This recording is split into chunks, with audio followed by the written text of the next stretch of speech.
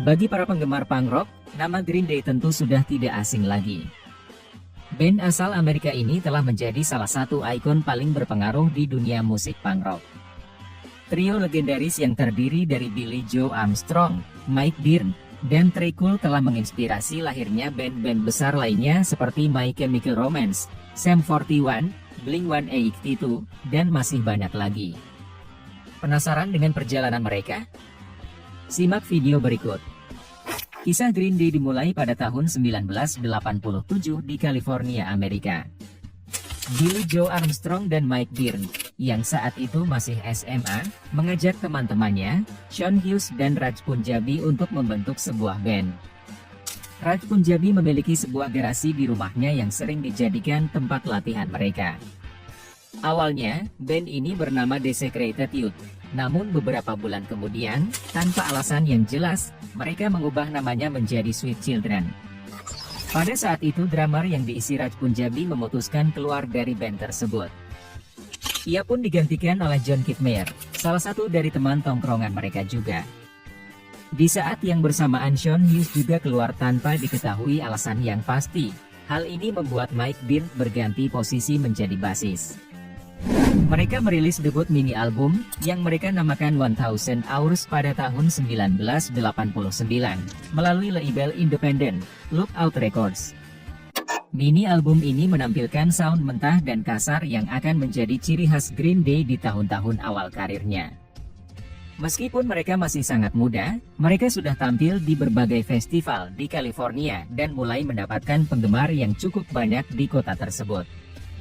Lagu-lagu punk pada zaman itu sangat diminati anak-anak muda dengan sikap pemberontakan, kritik terhadap kekuasaan, dan pencarian jati diri.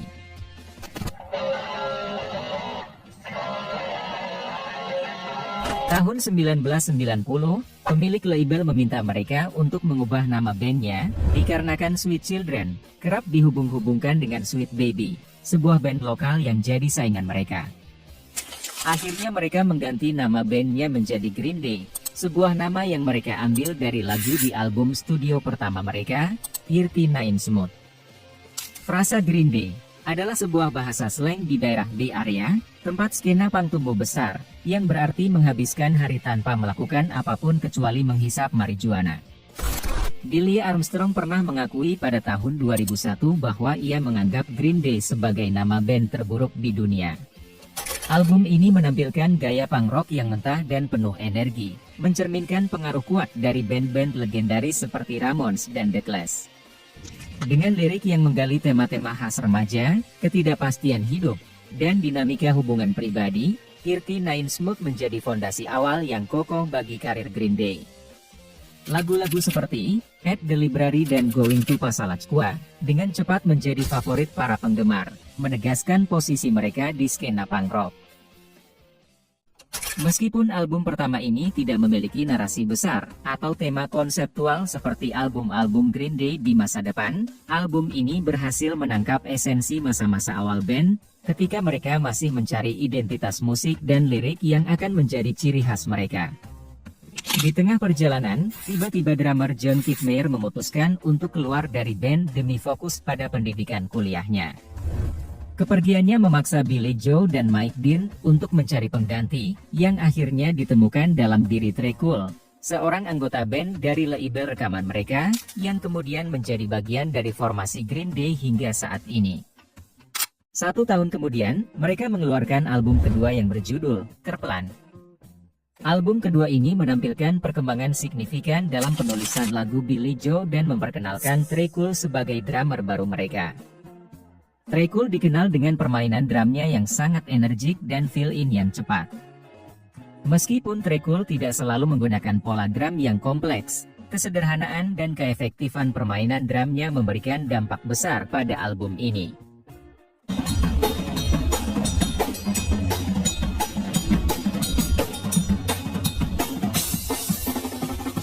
Lagu-lagu dalam Kerplan mayoritas menceritakan tentang pengalaman pribadi dan emosi yang dirasakan oleh Billie Joe selama masa-masa mudanya. 2000 Light Years Away misalnya, adalah lagu tentang galau dalam menjalani hubungan LDR, Terinspirasi dari pacar Billy Joe saat itu, Adrienne Nenneser, yang kemudian menjadi istrinya saat ini. Sementara itu, Welcome to Paradise mengisahkan tentang Billy Joe yang rindu dengan ibunya setelah ia kabur dari rumah orang tuanya. Kerplan tetap menjadi salah satu album favorit di kalangan penggemar lama Green Day, dan sering dianggap sebagai jembatan antara masa awal dan era kejayaan band tersebut. Kesuksesan album Kerplan menarik perhatian banyak label besar, yang kemudian membuat Green Day meninggalkan Lookout Records. Band ini akhirnya menandatangani kontrak dengan Reprise Records, sebuah label ternama yang dikelola oleh produser yang bernama Rob Cavallo. Sebelumnya mereka ingin menamakan albumnya dengan nama Liquid Dookie, namun sayang, judul ini dianggap terlalu menjijikkan, karena kalau diartikan dalam bahasa Indonesia, kurang lebih berarti taik mencret. Mereka akhirnya memakai kata Dookie yang lebih pendek, tapi juga sebenarnya punya maksud yang sama. So where did you get the name Dookie for the album? It's like shit. Oh, okay. Dengan album ketiga ini, Green Day berhasil membuktikan bahwa musik punk rock bisa menjadi genre yang disukai secara luas tanpa kehilangan esensi dan integritasnya. Dookie merupakan salah satu tonggak penting dalam sejarah musik punk rock dan pop punk. Album ini menandai perubahan signifikan dalam karir Green Day dan juga skena musik punk pada saat itu. Album ini dikenal karena produksi dengan sound yang bersih, namun tetap mempertahankan kekuatan dan kecepatan khas punk rock. Lagu-lagu seperti Basket Case, When I Come Around, dan Long View menjadi hit besar, dengan melodi yang menempel di kepala dan lirik yang menggambarkan kegelisahan dan frustrasi kehidupan sehari-hari. Secara musikal, Dookie mencampurkan elemen punk rock dengan pop yang melodius, menciptakan suara yang lebih mainstream tanpa mengorbankan keaslian jiwa punknya. Produser Rob Cavallo memainkan peran besar dalam kesuksesan album ini, memberikan sentuhan profesional yang membantu menjangkau audiens yang lebih luas.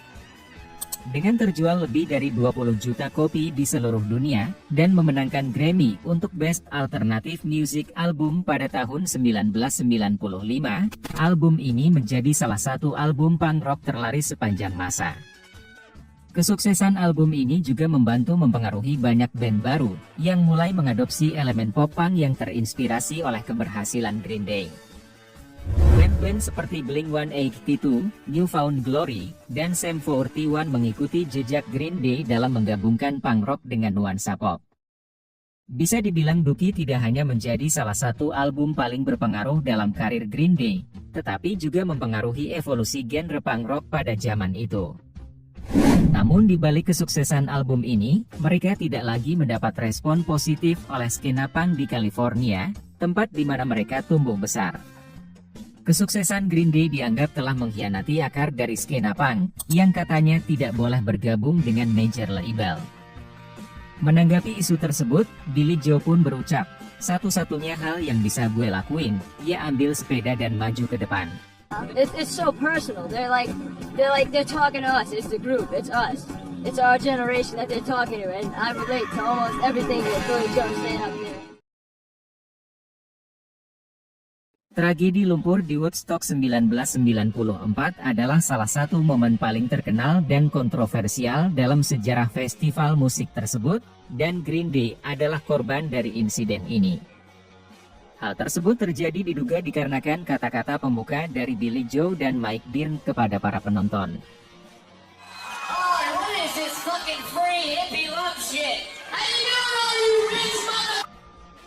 Beberapa oknum penonton yang mungkin tersinggung segera menemukan jalan untuk berekspresi.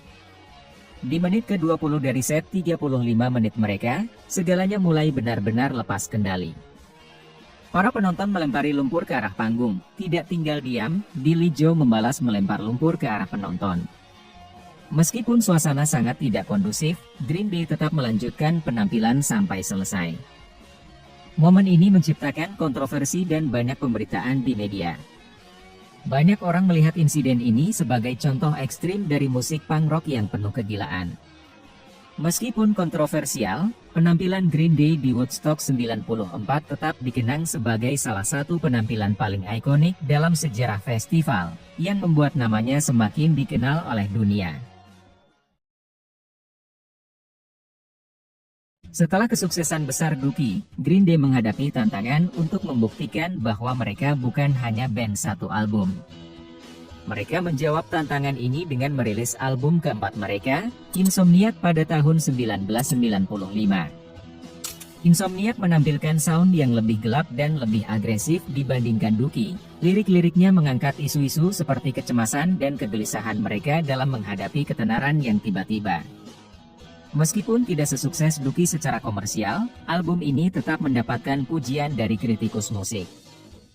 Lagu-lagu seperti Brain Stew dan Walking Contradiction menunjukkan eksplorasi Green Day terhadap tema-tema yang lebih berat dan kompleks, menyoroti masalah emosional yang mereka hadapi. Di tahun yang sama, mereka mengeluarkan single yang didedikasikan untuk teman lama mereka, yang berjudul J.A.R., yang merupakan inisial untuk Jason Andrew Relva, teman masa kecil mereka yang meninggal di usia 19 tahun karena kecelakaan mobil. Lirik lagunya sendiri mengisahkan tentang kesedihan dan duka untuk almarhum.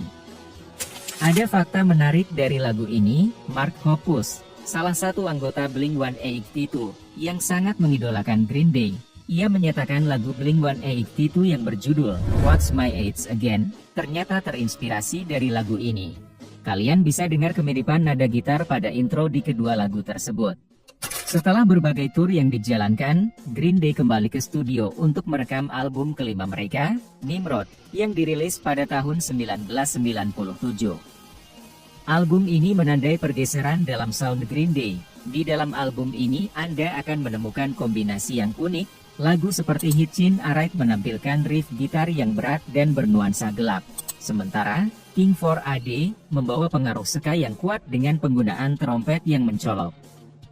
Salah satu lagu paling terkenal dari album ini adalah Good Riddance, sebuah balada akustik yang berbeda drastis dari gaya punk yang biasanya diasosiasikan dengan Green Day. Lagu ini menjadi salah satu hit terbesar mereka dan sering diputar pada berbagai acara perpisahan dan momen emosional, menandai sisi lebih melankolis dari band ini. Setelah masa istirahat, pada tahun 2000, Green Day merilis album ke-6 mereka, Warning, dengan gaya yang bahkan semakin menjauhi sesuatu yang menjadi ciri khas mereka. Album Warning sering dianggap sebagai titik di mana Green Day semakin menjauh dari relevansi mereka di awal kemunculannya. Meskipun album ini menunjukkan kedewasaan dan keberanian Green Day untuk bereksperimen, bagi sebagian pendengar, Warning terasa lebih lemah dibandingkan dengan karya-karya mereka yang lebih awal. Ini menyebabkan persepsi bahwa band ini kehilangan sebagian dari relevansinya yang sempat membuat mereka menonjol di awal kemunculan. Penurunan ini juga tercermin dalam kesuksesan komersial album yang tidak sekuat album-album sebelumnya, menunjukkan bahwa transisi gaya ini tidak sepenuhnya diterima oleh penggemar lama mereka, maupun audiens yang lebih luas. Pergeseran sound setelah album Dookie ini membuat beberapa penggemar awal merasa band ini mulai menjauh dari akar punk mereka. Pada awal 2002, Green Day kembali ke studio untuk mengerjakan materi baru. Proses rekaman berjalan lancar, dan mereka hampir menyelesaikan album yang berjudul Cigarettes and Valentines. Menurut laporan, album ini direncanakan menjadi album dengan tempo yang lebih cepat dan lebih kembali ke akar punk mereka, dengan pendekatan yang lebih raw dan energik dibandingkan dengan Warning. Namun, tepat sebelum album ini siap untuk dirilis, terjadi bencana besar. Master rekaman album tersebut dilaporkan hilang atau dicuri dari studio rekaman. Insiden ini membuat seluruh materi Cigarettes and Valentines hilang begitu saja, tanpa ada backup yang memadai. Hilangnya master rekaman ini membuat Green Day harus menghadapi kenyataan bahwa mereka harus memulai kembali dari awal. Namun ada teori yang beredar bahwa mereka sebenarnya tidak begitu suka dengan album ini, jadinya mereka membuat seolah-olah album ini hilang dan membuat sesuatu yang baru. Terlepas dari teori tersebut, keputusan ini akhirnya menghasilkan album yang mereka namakan American Idiot, yang dirilis pada tahun 2004, sebuah album yang sangat berbeda dan jauh lebih ambisius dari apa yang mereka lakukan sebelumnya. American Idiot tidak hanya mengembalikan Green Day ke puncak popularitas global, tetapi juga menetapkan mereka sebagai salah satu band rock terbesar di dunia dengan suara yang lebih politis dan relevan dengan situasi sosial dan politik saat itu. American Idiot memiliki konsep sebuah opera rock yang menceritakan kisah seorang pemuda bernama Jesus of Suburbia yang merasa terasing dan tidak puas dengan kehidupan di Amerika pasca tragedi 9 September. American Idiot adalah album yang sangat politis, dengan lirik-lirik yang menentang pemerintahan George Bush, Perang Irak, dan media Amerika yang dianggap menyebarkan kebodohan dan ketakutan. Lagu pembuka, American Idiot, secara eksplisit mengkritik budaya pop dan politik Amerika yang dianggap dangkal dan manipulatif. Secara sound musik, album ini menampilkan sound yang lebih megah, perpaduan antara punk rock yang energik dan elemen-elemen dari musik opera, dengan struktur lagu yang lebih kompleks dan beragam dibandingkan dengan karya-karya Green Day sebelumnya. Album ini terjual lebih dari 23 juta kopi di seluruh dunia dan memenangkan Grammy untuk Best Rock Album pada tahun 2005. Salah satu lagu hits pada album ini, Wake Me Up When September Ends, meski pada video klipnya menceritakan tentang konflik pasangan yang menggambarkan beban emosional yang harus ditanggung oleh mereka yang terpisah oleh perang, namun Billie Joe akhirnya mengungkapkan bahwa lagu ini sebenarnya menceritakan tentang rasa kehilangan yang mendalam, yang dialaminya setelah kematian ayahnya, ketika ia masih berusia 10 tahun. Ayah Billie Joe meninggal pada tanggal 1 September 1982 karena penyakit kanker. Setelah pemakaman ayahnya, Billie Joe yang masih kecil dikabarkan berlari pulang, mengunci diri di kamarnya, dan berkata kepada ibunya, "Wake me up when September ends." Kata-kata inilah yang kemudian menjadi judul dan inti dari lagu ini. Secara musikal, sound album ini tidak terlalu jauh berbeda dengan album American Idiot, masih konsisten dengan sound rock yang megah. Album ini menelurkan lagu-lagu hits seperti 21 Guns, Know Your Enemy, dan 21st Century Breakdown. Album ini menceritakan kisah pasangan muda, Christian dan Gloria, yang mencoba menavigasi kehidupan di dunia yang penuh dengan kebingungan dan ketidakpastian pada abad ke-21. Demi menjaga kejenuhan dalam bermusik ala Green Day, Billie Joe membentuk band rock and roll bernama Fosboro Hot Tubes yang merilis album Stop Drop and Roll, menampilkan suara yang jauh berbeda dari Green Day, dengan pengaruh gaya musik dari band The Who. Sementara itu, Mike Dirnt membentuk band alternatif bernama The Frustrators, yang merilis beberapa mini album. Trequel juga terlibat dalam berbagai proyek sampingan, termasuk band death metal bernama Dead Mermaids. Pada tahun 2012, Green Day mengejutkan penggemar dengan mengumumkan bahwa mereka akan merilis trilogi album dalam kurun waktu 3 bulan. Album-album tersebut, yang diberi judul Uno, Dos, dan Tre, menampilkan sound yang lebih mentah dan dengan pengaruh dari garage rock, pop, dan punk rock klasik. Meskipun trilogi album Green Day mendapatkan antusias yang minim dari penggemar, beberapa memuji kembalinya band ke sound akar mereka, sementara yang lain merasa bahwa album-album tersebut kurang megah dibandingkan karya-karya Green Day dari 2 album terakhirnya. Pada masa ini, merupakan masa krusial bagi Green Day. Billie Joe mengalami masalah dengan ketergantungan alkohol dan obat-obatan. Billie Joe mengaku bahwa dirinya pecandu alkohol, ia mengonsumsi alkohol dalam jumlah banyak saat sedang stres. Pada saat melakukan promosi di sebuah acara yang bernama iHeartRadio di Las Vegas, ketika prompter memberitahu bahwa pertunjukannya akan segera berakhir, Billie Joe yang masih dalam keadaan mabuk, langsung merasa tersinggung dan marah. Ia melontarkan kata-kata kasar, menghancurkan gitarnya, dan meninggalkan panggung. Akibat kejadian tersebut, ia pun sampai harus masuk rehabilitasi narkoba. Selain kehidupan Billie Joe yang penuh lika-liku, teman masa kecilnya, Mike Dirnt juga mengalami masa-masa sulit. Mike Dirnt, atau yang nama aslinya Michael Pritchard, harus diadopsi oleh orang lain di usianya yang baru 6 minggu. Ibu kandungnya, Carol Alba Rowland, tidak mampu merawat anaknya karena kecanduan heroin pada saat itu. Akhirnya, Dirnt dibesarkan oleh orang tua asuh di panti asuhan California. Naas orang tua asuhnya tersebut sering bertengkar. Konflik dan pertengkaran yang sering terjadi dalam rumah tangga orang tua angkatnya meninggalkan bekas yang mendalam dan membentuk kehidupan gelap yang membayanginya selama beberapa dekade. Malangnya, kisah orang tua angkatnya terulang dalam kehidupannya sendiri setelah ia dewasa. Pada tahun 2002, pernikahan pertamanya berakhir dengan perceraian, di mana istrinya memilih pergi dan membawa serta putri mereka yang baru berusia 8 tahun.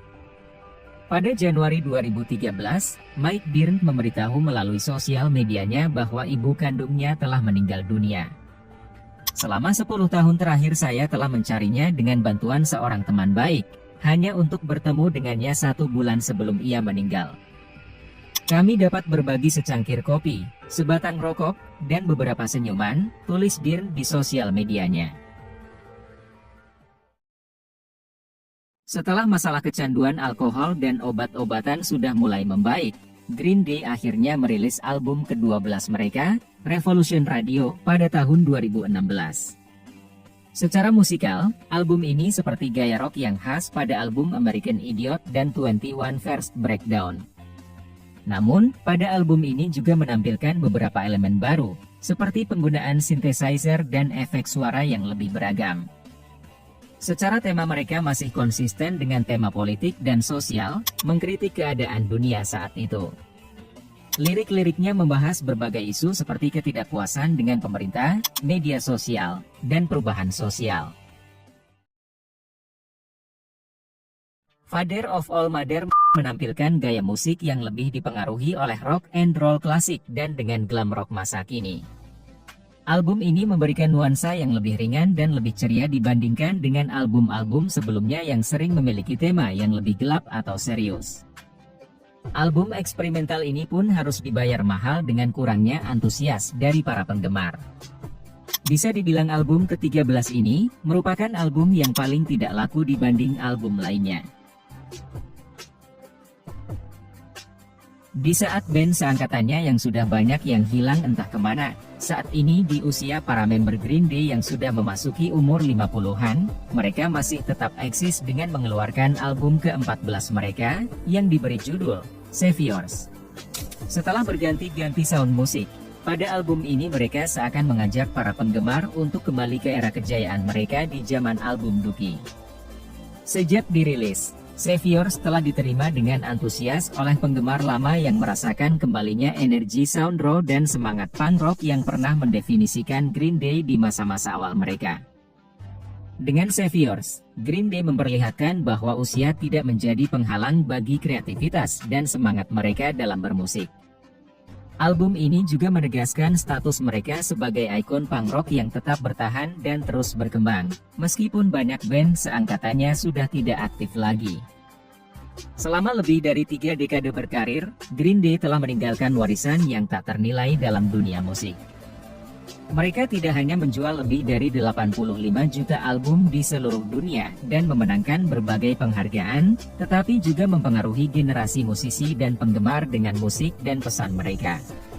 Warisan Green Day juga terlihat dalam pengaruh mereka terhadap budaya populer secara luas. Lagu-lagu mereka telah menjadi soundtrack untuk berbagai momen penting dalam hidup banyak orang, dari remaja yang mencari identitas diri hingga gerakan sosial dan politik. Kabar gembira bagi para penggemar Green Day, band legendaris asal California, akan kembali menggelar konser di Jakarta pada tanggal 15 Februari 2025 mendatang. Konser ini akan digelar di Karnaval Ancol yang dipromotori oleh Ravel Entertainment. Kembalinya Green Day ke Indonesia setelah terakhir kali tampil pada tahun 1996 tentu menjadi momen yang sangat dinantikan oleh para penggemar. Konser ini diharapkan akan menjadi ajang reuni yang meriah dan penuh nostalgia. Bagaimana? Apakah Anda akan nonton untuk yang pertama kalinya? Atau malah yang kedua kali? Tulis di kolom komentar.